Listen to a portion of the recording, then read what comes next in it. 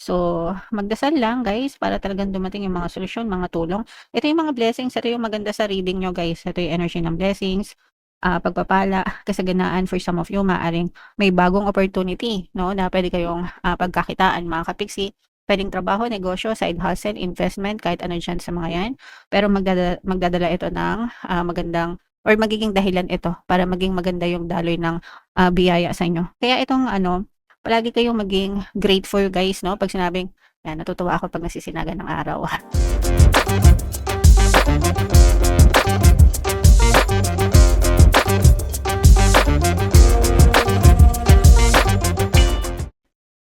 Hello guys, hello Scorpio. Welcome back to Pinay Pixie Tarot. Ang pamagat ng episode natin for tonight is first half kapalaran para ngayong April 1 to 15 para sa Scorpio, Sun, Moon, Rising sign, and Venus. So, unahin natin tong deck na to guys. Ito yung mga angel messages para sa inyo.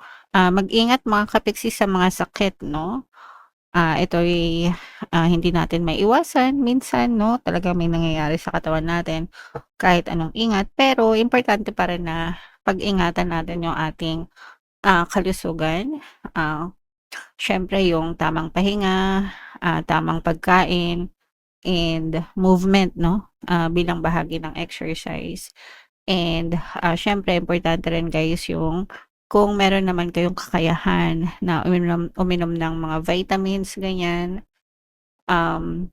makakatulong din yun para lumakas yung ating resistensya.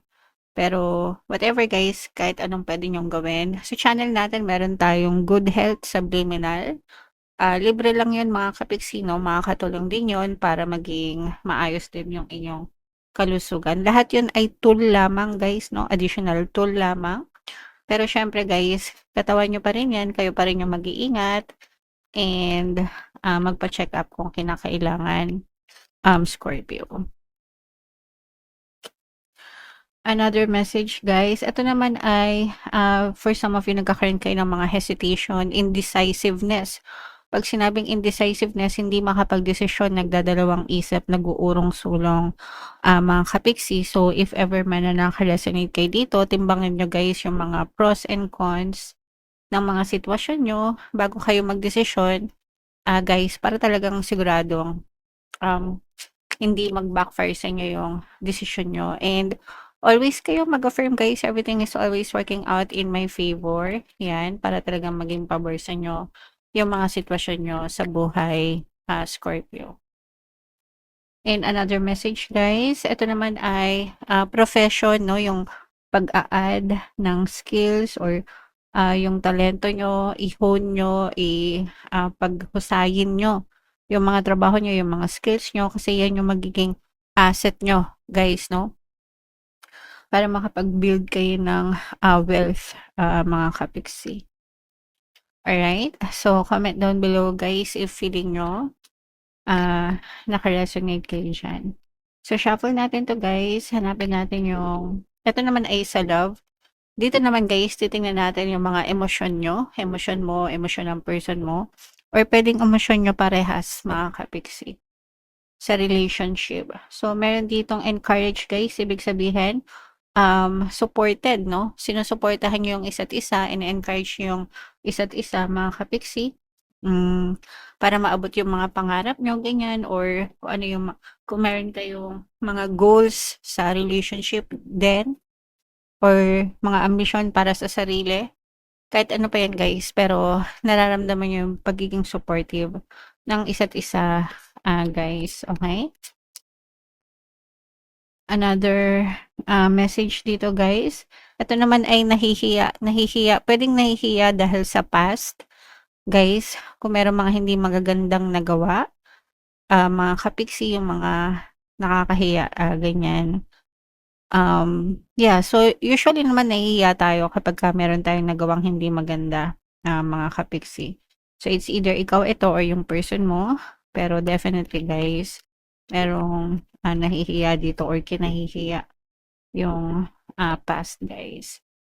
Ito naman ay nagpapasalamat, no? So pwedeng nagpapasalamat ka dahil siya yung person mo, or nagpapasalamat siya dahil ikaw yung person niya. So ito, feeling swerte ito guys.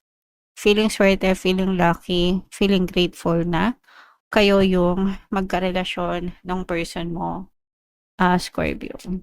So, comment down below guys if feeling nyo naka-resonate kayo siyan. Shuffle natin to. Hanapin natin yung energy ng Scorpio habang sinashuffle ko to guys. Panoorin nyo muna yung video natin regarding sa ating paano mag-manifest ng abundance video course. Kapiksi, sawa ka na ba sa mga struggles at hirap sa buhay mo? Masipag ka ba at masikap sa buhay ngunit hindi ka pa rin umaasenso? Ilang beses ka na bang nag-attempt magnegosyo at mag-invest pero palagi ka pa rin nalulugi? Sa pagkakataon na ito ay maaaring may subconscious beliefs ka na nagiging balakid sa iyong pag-unlad at pagyaman. Introducing, paano mag-manifest ng abundance video course. Dito ay matututunan mong ma-overcome ang mga balakid mo para tuluyan ka ng umunlad, umasenso, sumagana, maging matagumpay, successful at maswerte sa iyong kabuhayan, pera, trabaho, negosyo sa lapi at kaperahan ng bonggang-bongga. Dali, mag-send na ng email sa pinoypixie@gmail.com at simulan na ang iyong pagyaman ngayon. Alright, so sa lahat ng gusto mag-avail ng course guys, meron tayong paano mag-manifest ng abundance video course, paano mawala ang third party, at magkaroon ng harmonious na relationship, paano pabalikin si ex or vice breakup. Sa mga interesado guys, mag-send lang kayo ng email sa pinoypixie@gmail.com. And sa mga naghahanap ng pampaswerte guys, meron tayong money shaker jars. Ito yung sample ng mga kapixie. Super effective na pampaswerte, tsaka ito guys, no? So marami na nag-avail. Ito yung WhatsApp natin guys, i-chat nyo lang ako dyan. Huwag na kayong magpahuli guys hanggang pwede pa tayong magpa-deliver, no?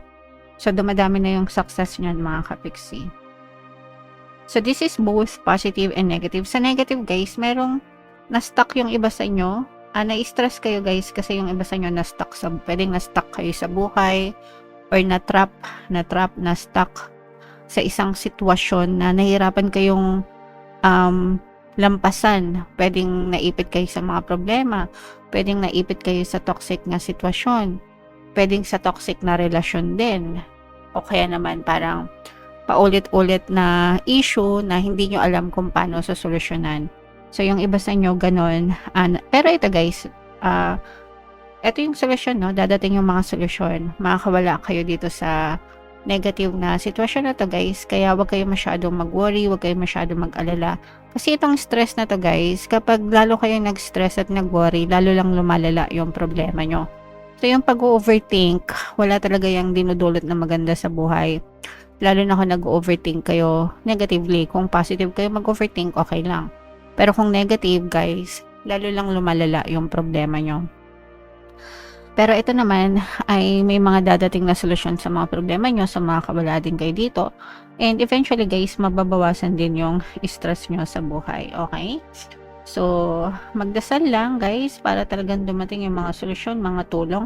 Ito yung mga blessings, ito yung maganda sa reading nyo guys. Ito yung energy ng blessings, pagpapala, kasaganaan for some of you. Maaring may bagong opportunity, no, na pwede kayong pagkakitaan mga kapixie. Pwedeng trabaho, negosyo, side hustle, investment, kahit ano dyan sa mga yan. Pero magdadala ito ng magandang or magiging dahilan ito para maging maganda yung daloy ng biyaya sa inyo. Kaya itong palagi kayong maging grateful guys, no? Pag sinabing, yan, natutuwa ako pag nasisinagan ng araw. Kapag sinabing grateful guys, palaging magpasalamat kasi the more na nagpapasalamat kayo guys, the more na nilalagay nyo yung sarili nyo, no? Sa receptive na energy. Pag sinabing receptive, ready to receive, handa na tumanggap, no? And kapag receptive kayo guys, mas papasok talaga yung mga blessings sa inyo. So always be grateful sa mga blessings guys, no matter how big, no matter how small. Para talagang maramdaman nyo, maging magaan yung pasok ng blessings sa inyo mga kapixie. Bukod sa mga blessings guys, meron din kayong good karma. Actually, kaya gumaganda yung takbo ng blessings ay dahil din sa inyong good karma.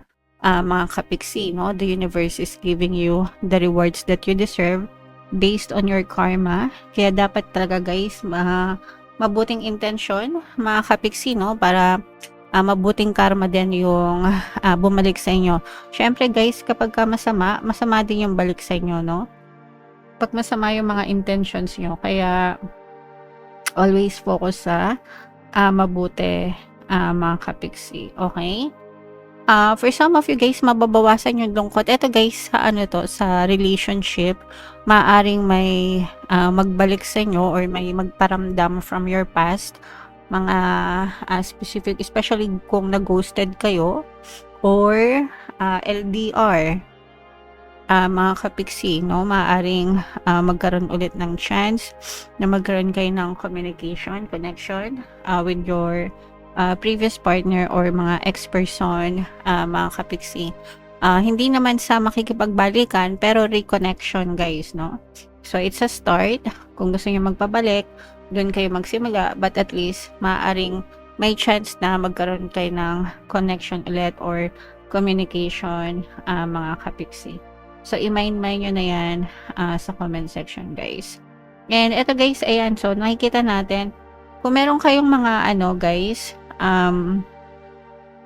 negosyo, mahigpit yung competition sa negosyo, pero kayo yung, kumbaga, parang makakatulong itong mga competition na to para mas maging matibay yung negosyo nyo, mga kapiksi, no? At saka unti-unting mas makilala. Syempre, guys, kapag ka maraming competition or competitors, di ba? Ang kailangan nyong gawin is mag-focus kayo sa business nyo. Ano yung pwede nyong gawin para mas maging better kayo sa iba, para mas maging kakaiba kayo sa iba, and para mas tumatak yung pangalan ng negosyo nyo sa iba. So, nakakatulong yung negosyo nyo, yung competition na to, guys, para mas lalong tumibay yung business nyo, mas lalo kayong gumaling. And eventually, guys, unti-unting aangat yung negosyo nyo kumpara sa iba. So, magre-resonate yan sa mga kapiksi natin na may negosyo, mga kapiksi. So, yeah. Ganun talaga, guys, kapag ka-business. There's always a competition sa lahat naman ng aspeto ng buhay, pero dapat palagi kayo nagpo-focus sa sarili nyo para mas lalo kayong umangat, mga kapiksi. Okay? So, i-mind nyo na tong mga blessings na to, guys, tong mga new opportunities sa perahan, itong pag-success ng negosyo, at saka itong mga good karma, guys. Yan yung mga magagandang energy na nakita natin para sa inyo. Comment down below, guys, if naka-resonate kayo. And for more tarot readings, ito yung playlist nyo. Ito naman yung ating success stories ng paano mag-manifest ng abundance video course. Panoorin nyo itong video natin, guys, about money shaker jars. Thank you for liking, sharing, and subscribing. See you next time, guys. I love you all. Have a nice day. Bye-bye.